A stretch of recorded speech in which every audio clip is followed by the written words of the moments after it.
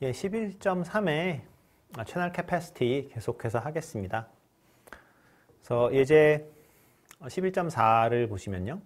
그러니까 바이너리 시메트릭 채널이라고 합니다. 그러니까 이런 채널을 우리가 바이너리 시메트릭 채널이라고 하는데 어떤 0 또는 1을 보내게 되고 그러니까 받는 것도 0 또는 1을 받는다라고 가정을 하는 거죠. 그러니까 보내는 것도 베르누이 랜덤 베리어블이고 사실은 뭐 받는 것도 베르누이 랜덤 베리어블이죠. 그러니까 0 또는 1을 받게 되니까요. 이때 채널 캐패시티 C를 구해라 라는 게 이제 이 문제인데요. 먼저 0을 보낼 때의 확률은 1-P고 1을 보낼 확률은 P다. 그러니까 우리가 뭐 베르누이 랜덤 베리어블 그 파라미터 P 요거랑 이제 똑같이 좀 잡아줍니다. 그리고 채널의 이 크로스오버 프로버빌리티는 이제 엡실론으로 잡았습니다. 그러니까 무슨 말이냐면 크로스오버라는 게 이제 1이 0으로 이렇게 플립되는 거. 그러니까 0을 보내는데 이렇게 1로 바뀌는 거. 네, 그거를 우리가 크로스오버가 일어났다 뭐 이렇게 얘기를 하기 때문에 엡실론을 우리가 크로스오버 프로버빌리티라고 할게요. 그러면 이게 0을 보낼 때 0을 받을 확률이 1-엡실론이 될 거고요. 1을 보냈을 때 1을 받을 확률이 1-엡실론이 되겠죠. 여기 보시면은 0을 보낼 때의 채널이나 뭐 1을 보낼 때의 채널이나 뭐 특별히 다를 게 없죠. 그러니까 그대로 가는 확률은 1-엡실론이고 그러니까 크로스오버가 일어날 확률은 엡실론이니까 우리가 이게 시메트릭하다 라고 얘기를 하고요. 그 다음에 둘 중에 하나 0 또는 1을 보내니까 바이너리죠. 그래서 우리가 바이너리 시메트릭 채널 그러니까 뭐 줄인다면은 BSC가 될 텐데 뭐 줄여서 얘기하는 사람은 거의 없고요. 그래서 바이너리 시메트릭 채널이라고 합니다. 자, 그래서 이러한 채널의 채널 캐패시티를 이제 보려고 하는데, 그러니까 이게 어떤 뭐 정보의 파이프가 있는 거죠. 정보의 파이프가 있는데. 보시면은 이 채널 용량은 어떻게 되겠습니까? 딱 보시면 이 엡실론의 함수겠죠, 그렇죠? 네. 그러니까 엡실론이 예를 들어서 뭐 0이다. 그러면 어떻게 됩니까? 이거는 엡실론이 0이라는 얘기는 에러가 안 생기잖아요. 에러가 안 생기니까 굉장히 좋은 채널이죠, 그렇죠? 네. 그래서 채널 용량이 왠지 1일 것 같고, 그렇죠? 왜냐하면 원비트를 이 채널을 한번 사용할 때 원비트를 정확하게 보낼 수 있으니까, 그렇죠? 그 다음에 엡실론이 예를 들어서 1이다. 그럼 어떻게 될까요? 엡실론이 1이면 0은 무조건 1로 가고 1은 무조건 0으로 가죠. 근데 이거는 이 받는 y가 1을 그러니까 채널이 어떻게 생겼는지 미리 알고 있는 거예요. 그러니까 요 모델은 이거는 y도 알고 있는 거예요. 중요한 건. 요거 y도 알고 있다. 그 얘기 뭐죠? 그러니까 엡실론이 1이거나 0인 케이스는 정보가 완벽하게 전달되는 케이스죠. 그래서 캐패시티가 맥시마이즈 되고 그때의 캐패시티는 1bit per channel use가 되겠죠. 그죠? 한 번 채널을 사용할 때 1비트를 보내는 그렇게 될 거라는 건 뻔하죠. 네, 어찌 됐건 생각해 보시면 그리고 또 엡실론이 뭐 예를 들어서 2분의 1이다. 그럼 어떻게 됩니까? 우리가 정보를 보낼 수가 없죠. 왜냐하면 랜덤하게 0 또는 1을 받게 되니까 얘가 뭘 보내든 간에 그러니까 그러면 채널 캐패시티는 0이 될 거고요. 어찌 되었건 채널 캐패시티는 엡실론의 함수다라는 건 이제 알 수 있겠고요. 그 다음에 또 그림만 보고 알 수 있는 게 뭐냐면 우리가 물을 많이 흘려야 그 채널 캐패시티를 알 수 있다 그랬죠. 그러니까 어떤 파이프의 용량을 알려면 파이프의 굵기죠, 그렇죠? 용량이라는 게. 그럼 파이프의 굵기를 알려면 어떻게 해야 되냐면 물을 최대한 많이 흘려봐야죠. 물을 최대한 많이 흘려봐서 시간당 물이 얼마만큼 흘렀느냐를 측정하면 되겠죠. 근데 물을 조금 흘리면 우리가 그걸 알 수 없다고 그랬었죠, 지난 시간에. 그거랑 마찬가지로 근데 물을 흘리고 많이 흘리고는 지금 누구에 디펜던트 하냐면 요 P라는 확률에 디펜던트 합니다. 예를 들어서 P가 1이다. 그럼 어떻게 되는 거죠? P가 1이면 계속 1만 보내는 겁니다. 계속 1만 보내는 거면은 그거는 우리가 정보를 보내는 게 아니에요. 계속 1만 보낸다라는 건 바뀌지 않는 1만 계속 보내는 거잖아요. 그러니까 그거는 인포메이션이 없죠. 그러니까 뭐 이거는 그 엔트로피 정의할 때 그 예제랑 똑같습니다. 뭐 내일 해가 뜬다. 해는 계속 뜨죠, 어차피. 그러니까 계속 확률이 1인 사건은 사실은 그 정보가 없어요. No information인 거죠.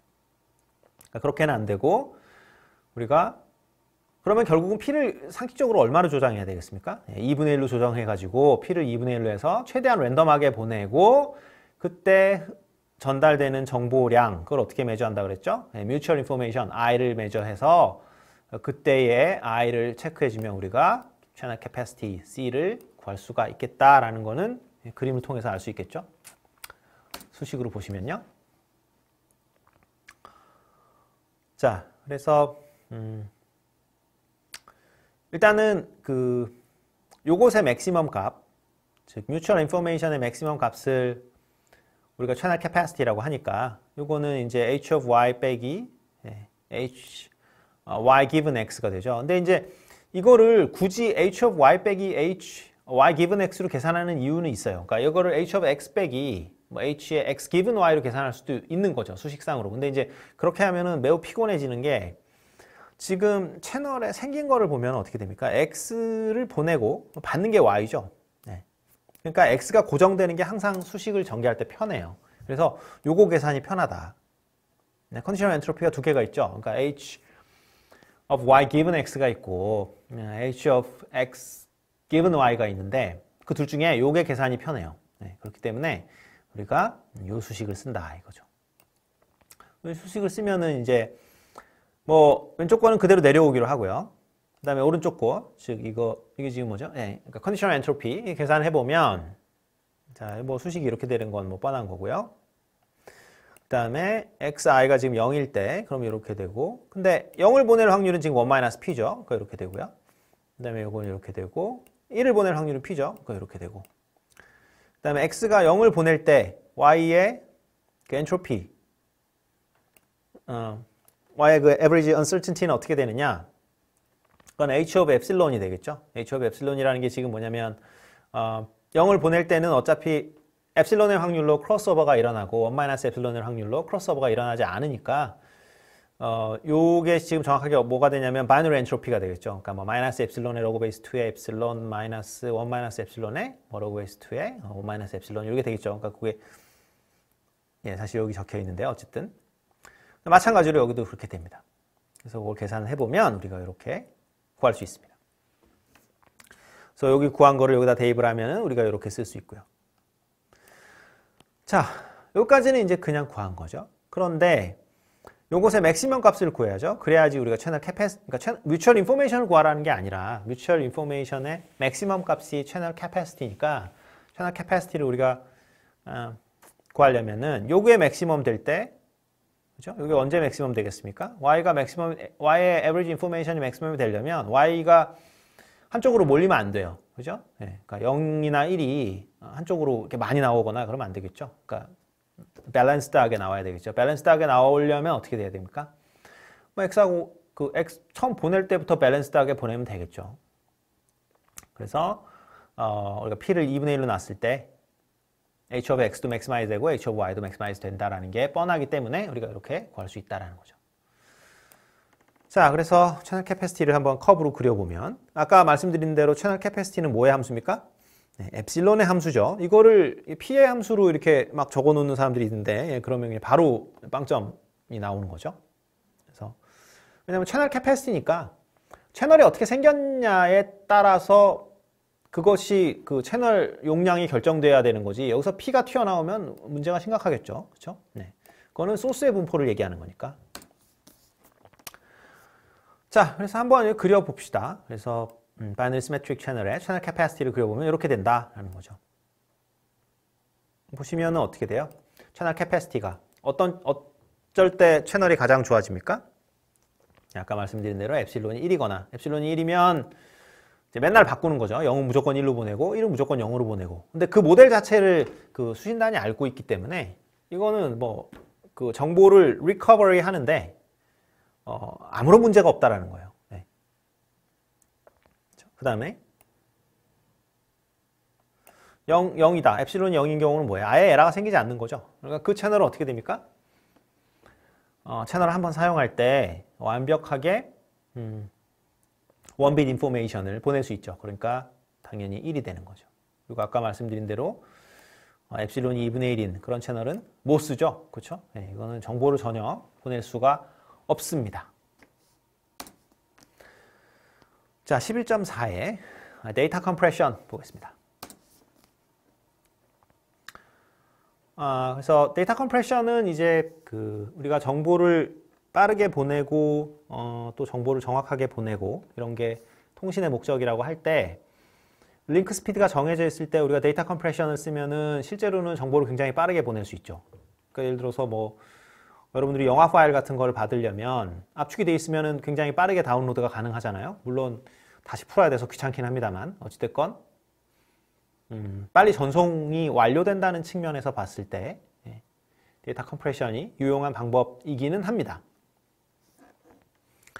그 대신에 이제 데이터 컴프레션을 보내는 측에서 해줘야 되고 받는 측은 데이터를 이제 디컴프레션 해야 되는 귀찮음이 있죠. 그거는 뭐 어쩔 수가 없습니다. 다루기 편리하면 이제 어떤 면에서는 뭐 문제가 생기니까요, 당연히. 그래서 어찌됐건 이 코스에서는 이제 헙만 코드라고 해서 기본적인 그 데이터 컴프레션 중에 이제 가장 많이 알려진 그런 데이터 컴프레션 기법을 한번 살펴보도록 하겠습니다. 그러니까 일반적으로 데이터 컴프레션이라고 하면은 그 학생들한테 많이 알려진 건 이제 뭐 MP3나 뭐 MPEG 뭐 이런 것들이 많이, 그러니까 MPEG 레이어 3이긴 합니다만 어쨌든 MP3 같은 게 이제 가장 많이 알려져 있는 거긴 한데 그 MP3는 그러니까 로시한 압축이에요. 그거는 손실이 있습니다. 그래서 그러니까 원래 파일로 돌아가지를 못하죠. 그러니까 여러분들이 뭐 CD를 사가지고 MP3를 뭐 리핑을 했다. 그러면은 그 MP3 파일 가지고 원래 오리지널 CD로 다시 복원이 가능하냐? 네, 일반적으로 불가능하죠. 그러니까 이미 손실이 일어났기 때문에 여러분들이 그 뭐 아무리 320kbps로 320K로 가장 좋은 퀄리티로 MP3를 만들더라도 CD 퀄리티로 돌아가진 못합니다. 근데 여기서 지금 제가 가르치고자 하는 거는 그런 건 아니고요. 그런 건 아니고 여러분들 뭐 상용 소프트웨어라서 약간 좀 말하기 그렇습니다만 어쨌든 집, 그렇죠? 뭐 알집이나 아니면 라르나 뭐 이런 것들 그런 거 보면은 어떻습니까? 손실이 전혀 없죠. 그렇죠? 그러니까 압축하고 나면 원래 파일로 그대로 돌아갑니다. 네. 그래서 파일의 사이즈만 줄여졌다가 다시 원래 파일로 100% 돌아가죠. 네. 그래서 이거는 그러니까 로시한 압축이 아니고 로시한 데이터 컴프레션이 아니고 로슬리스 데이터 컴프레션인데 지금 수업 시간에 할 거는 그러니까 로슬리스 컴프레션에 대해서 보겠습니다. 어찌됐건 xi라는 어떤 우리가 보내야 될 메시지가 있을 때 요거를 c of xi로 어떻게 매핑 시키자라는 거죠. 이거를 이제 그러니까 보내는 측에서 소스 인코딩 과정입니다. 그래서 요걸 어떻게 하는지에 대해서 예를 들어서 설명하도록 하겠습니다.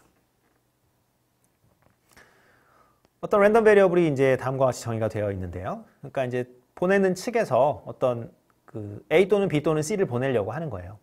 그래서 A를 보낼 수도 있고 B를 보낼 수도 있고 C를 보낼 수도 있다.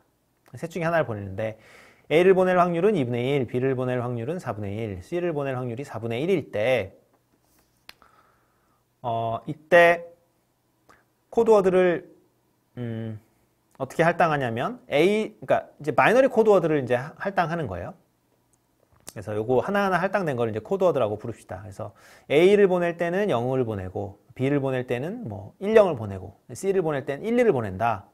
만약 그렇게 할 때 이 코드워드 길이의 어떤 평균값, 즉 어떤 x라는 랜덤 베리어블에서 파핑이 하나씩 나오는 거죠. 그러니까 하나씩 A 또는 B 또는 C를 보내게 되는데 이 머신은 그러니까 우리는 말할 때 뭐 굉장히 많은 그 캐릭터 중에 하나를 말을 하게 되지만 어쨌든 요 지금 X라는 그 정보 소스, 인포메이션 소스는 A 또는 B 또는 C만 나와요. 네. 그런데 이렇게 A를 보낼 때는 우리가 0으로 보내고 B를 보낼 때는 1, 0으로 보내고 C를 보낼 때는 1, 1로 보낼 때 이때 우리의 그 코드워드 길이의 평균 값은 어떻게 되느냐.